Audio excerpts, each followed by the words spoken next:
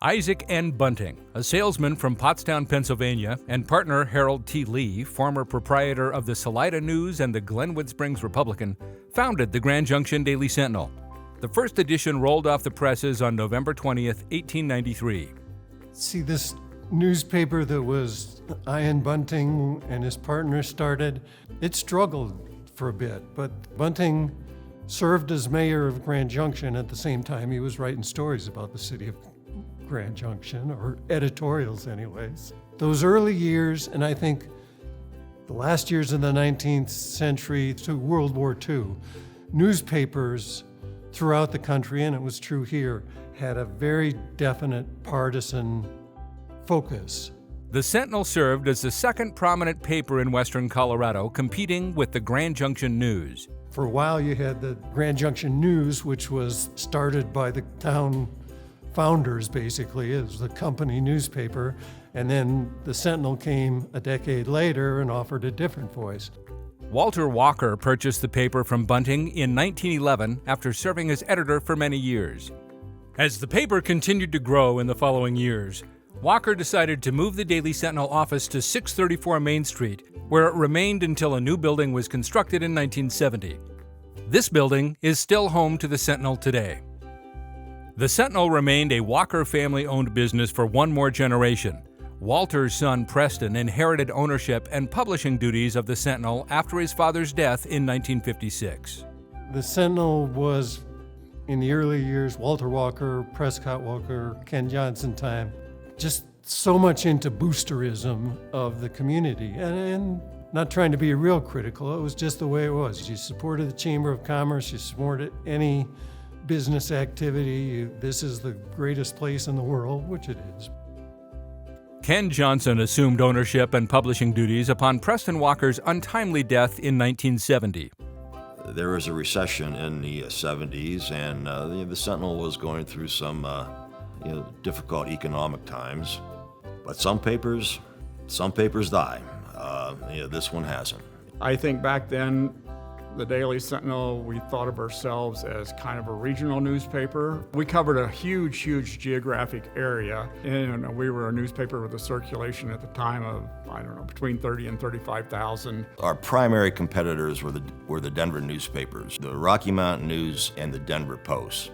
In Colorado, you had Denver trying to cover the entire state, and it was a big reason why we felt we had to cover as much of western Colorado as we could.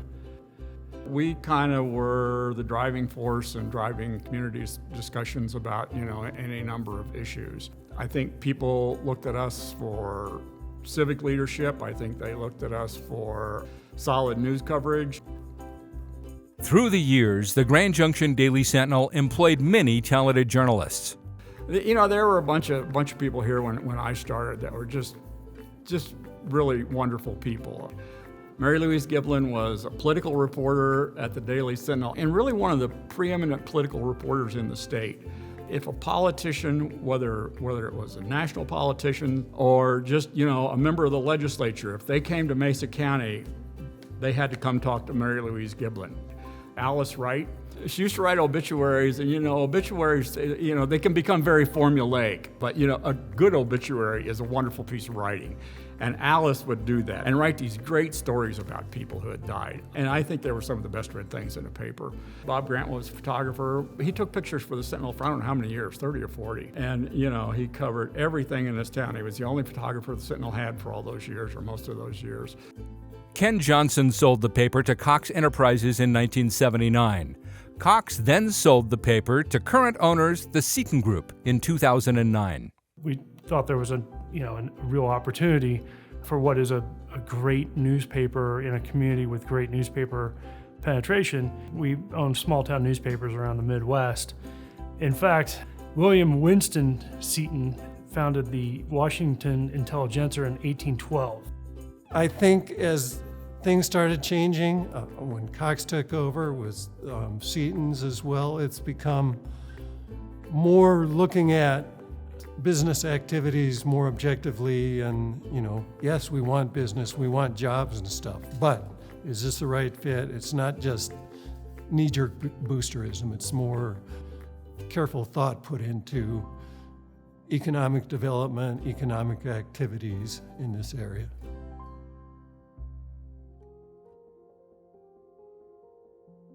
I probably should have developed a greater familiarity with really what the hell went on, back then. I think it's indisputable that at least for some period of time, to some degree, one or the other, Walter Walker was affiliated with the Klan.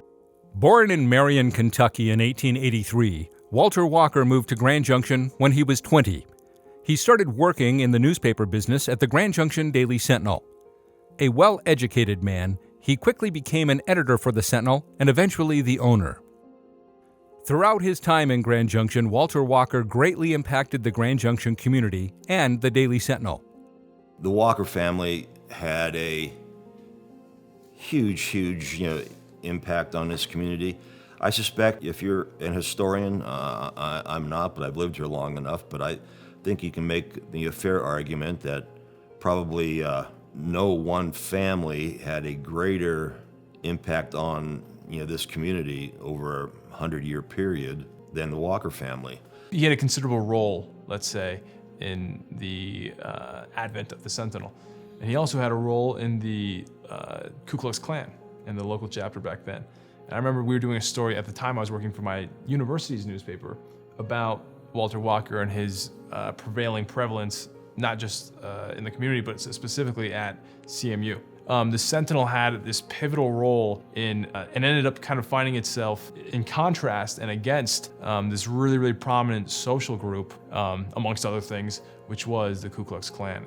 Some say Walker even tried to promote Klan values and activities in Grand Junction at a time when the Ku Klux Klan was at its peak. They tried to do that in Colorado, and Walter Walker was part of that. Colorado Springs had a big Klan organization there. During this time, Walter Walker occupied the limelight for many reasons. He had just recently been appointed as Colorado's United States Senator and was now a national figure. With all eyes on him, Walker wanted to do everything he could to continue building up Grand Junction, even if that meant opposing the Klan. Opposition brought about by either a change of heart or personal conflict with Klan members. We also have to recognize that Walter Walker changed his mind about the Klan for a number of reasons, I think, but I think it primarily came down to what he thought was best for this community, and he didn't think the Klan was going to be good for the economy of Grand Junction, which was always at the top of his list of important issues. And so he changed and had the famous fight with a Klan member on Main Street in Grand Junction, and then started writing editorials that were very anti-Klan and saying we should get away from it.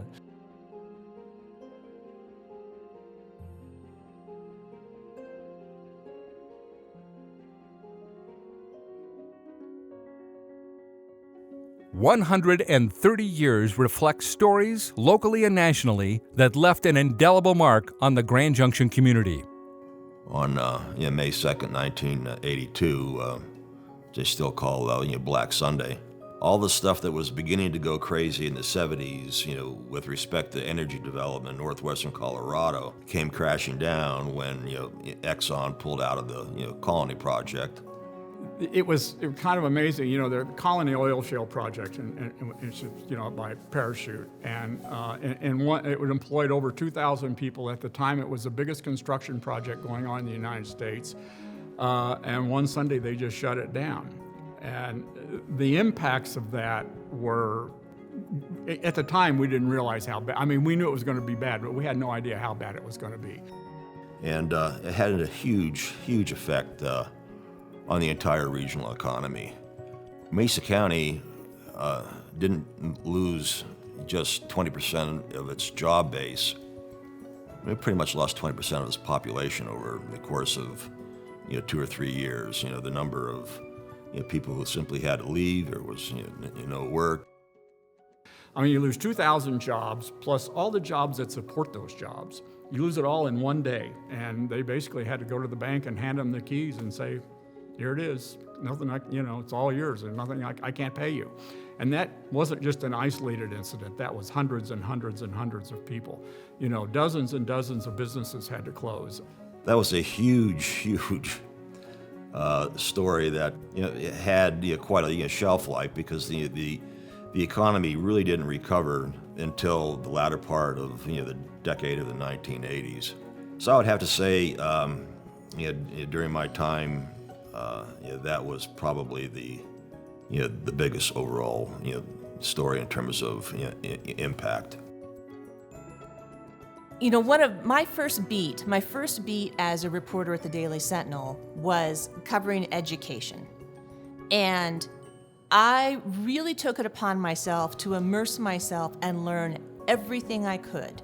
Everything about how the school board operated, meet the staff in the schools, just scrub through the budget, and spend a lot of time in schools.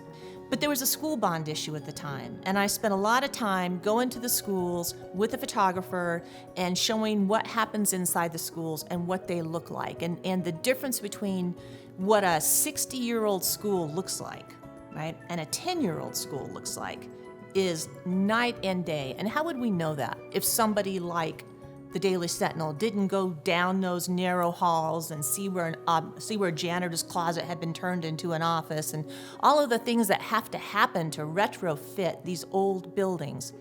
I really dedicated myself to showing people what was happening inside the schools in a way they hadn't seen before, and I felt like I had done a good service for the community to allow them to make an informed decision when they voted for that bond. I would say that the issue of uranium tailings within the region and the Sentinel's ensuing coverage of that fascinated me early on. That was an issue that had dire implications, and without that information being put out, I think a lot of the right actors that were needed to mitigate the very scary residual and ripple effects of that issue of uranium tailings in the area, it wouldn't have been as likely that would have happened. So I think, and that speaks to the importance of news media in general, being able to spread awareness and underscore and highlight issues for people to act on and to change. The ongoing political coverage that we've seen in the last decade and a half, that to me has been very interesting. And then specifically the Colorado River crisis. The Daily Sentinel has been more or less on the front lines regionally of this ongoing drought and concern regarding a dwindling water supply from the Colorado River. And their coverage has sort of sounded the alarm bell early on, warning people of what this could mean if things aren't managed properly in regards to the river. I think we've done great coverage on the Tina Peters story, which is I think a unique phenomenon, but a reflection of a national phenomenon in that, there's a lot of questions about election integrity, and here we have somebody that questioned it to a point where the elected clerk broke into her own elections office and imaged hard drives of the Dominion voting machines. And what she did with those images, we're not exactly sure, but we've been able to follow this story very, very closely, partly because we have a very transparent district attorney's office. It's been always entertaining. I would like to think that the last city council election was affected by our coverage. We've been covering the city pretty thoroughly, I think, over the course of, the existence of the Sentinel.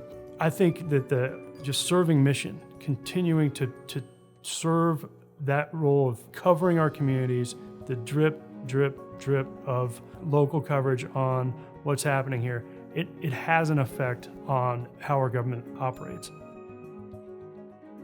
This was actually one that it's a national story, but I keep coming back to it. It was because it was a local story too, because it affected all of us, and that was 9/11.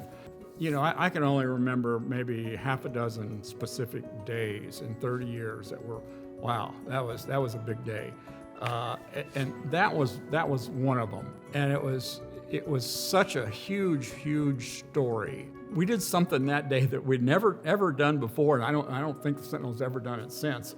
We produced an 8-page tabloid special edition about 9/11, and had kids out at the at intersections hawking it, and and of course the 2 or 3 hours, and it was a rapidly changing 2 or 3 hours, and we threw virtually every reporter we had at it. I mean, every reporter, every editor, every photographer, we threw at it to find local angles, which we found several. The interesting thing about it was watching this the staff work. I mean, while they realized, oh my God, something terrible has happened to this country, and it's going to affect me, it's going to affect my kids, it's going to affect my family. I mean, it's going to change the way we see the world. But yet they still had a job to do that morning, and they were consummate professionals on one hand, but yet they had an extra 5 minutes. They couldn't stay away from the television on the other. So it was a hectic day. Hectic several days actually, but that first day especially was particularly hectic. But it's where you could sort of look at a staff you put together and realize, wow, these guys are really good. So when I think of some of the stories that I remember that stand out to me, I think about some great writers like the Nancy Lofholms and the Rachel Sowers and the Sharon Wisdas, who could just turn a phrase. And I'll give you an example, is that there was a truck that overturned in the Tibet Canyon, as happens with some regularity, right outside of Palisade. And it was hauling hogs, and one was still loose, and Sharon Wisda wrote, "It's unknown if there is a porcine significant other still at large." And it's like, that's the porcine. I mean, who says that? I mean, it's just the absolute delight of wordplay. Just this really joy and engagement of language. I mean, that really was a big pleasurable part of being in that newsroom.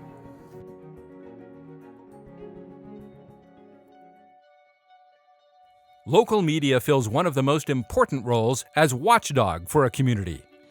The local media plays a critical role in being the eyes and ears for citizens about what is going on in the community. The finger on the pulse. Everybody's busy. Everybody can't attend every city council meeting or school board meeting or suss through a budget. But that's what the media does. The media does that for its citizens so that they can have information about what's going on in their community. Our entire system is based on checks and balances. And so particularly with sunshine laws requiring that government, give notification of upcoming meetings and make their, minutes public and all of those things, having the media there, knowing that they're going to be looking for that there's going to be that level of accountability, it just keeps everybody sharper, right? There's the understanding that the media is going to be paying attention, and that makes government more mindful of its accountability to its citizens as well. It sharpens everyone's game. When local news stories receive national attention, it highlights the importance of local media and the role it plays in the bigger picture.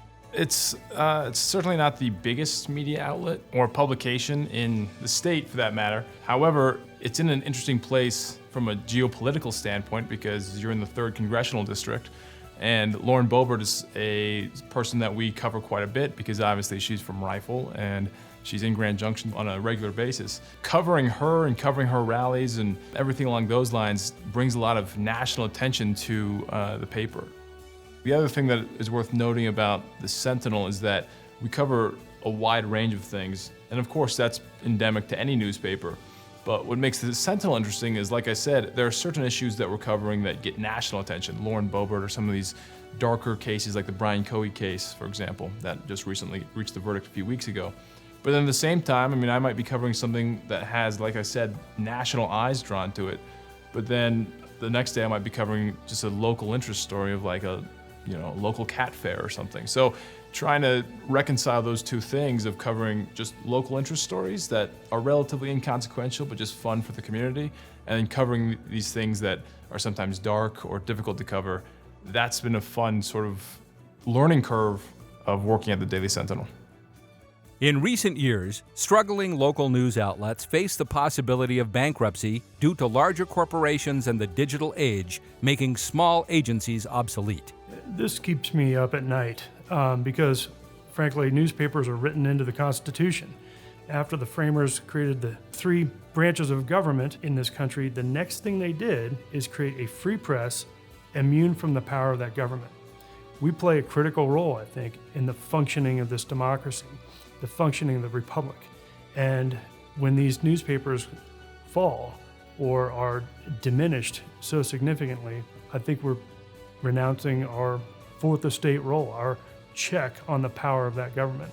A lot of people think that, we get our marching orders from omniscient third party that tells us what to do. We get on the call with the media. They tell us what we're supposed to do. But in fact, all the decisions about what's going to go in the paper, our editorial positions, everything that happens here happens in this building. So it is completely locally controlled, locally managed, and I think we try to be a reflection on the community and a reflection to the community. So that's our role. We don't serve any other master. You know, I think it's critical, and in fact, I just had this conversation with a couple of electeds. People were complaining that we just had a Denver mayor race, and nobody was paying attention, and the electoral turnout was very low. And they said it's because there's not a vibrant newspaper in Denver anymore. Contrast that with Grand Junction. We just had an election, and we had massive turnout, the biggest turnout we've had in a municipal election in memory. I think that having a newspaper engaged in local affairs and local issues drives that conversation, which I think drives engagement. Supporting local media is crucial for maintaining a strong and healthy democracy. Local news outlets provide an essential service by informing the public about important issues and events that affect their daily lives. The Daily Sentinel is more important than ever that it, provide information as smaller communities have lost their regional newspapers. It's a business. I tell my friends and family members, I said, if you like getting local news, subscribe to the Daily Sentinel. If you like getting local news, advertise in the Daily Sentinel.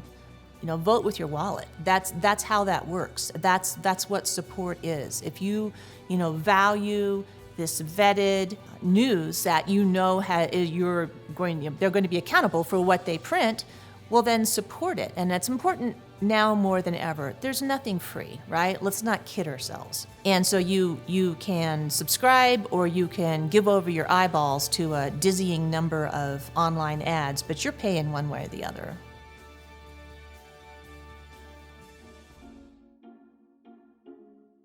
The Grand Junction Daily Sentinel faces a new challenge, becoming paperless as television, online news, and social media gain greater prominence in the news industry. The Sentinel, as with all local media, must adapt to this evolving landscape to keep its audience. I know that the concept now of sitting down and opening up a newspaper, kicking your feet up, having a glass of coffee, that seems like something that's reserved for an older demographic. I know that with a lot of my younger friends, that's just not something that's done. And so I think, again, the key thing for the Sentinel to be able to do, and any other local news source like it, is going to be figuring out ways to adapt and market themselves to a wider audience, make their things more palatable and accessible to an audience that is accustomed to the digital side of things. And the Daily Sentinel was really in the leading edge of digital news. We had a digital editor before I had even heard the term before. We all coded our stories. We designed quizzes and interactive, and it's like, there's this great new tool that we can provide our readers. What can we do with it? Now, how that all shook out over the years, it was a work in progress, and we were all figuring it out as we went. But there was the idea that it was an innovation. We had a newsroom full of reporters who could cover the news better than anybody else between Denver and Salt Lake City. And we had a new tool to share our news on. And if our readers wanted that, immediacy, this was something that we were going to learn to utilize.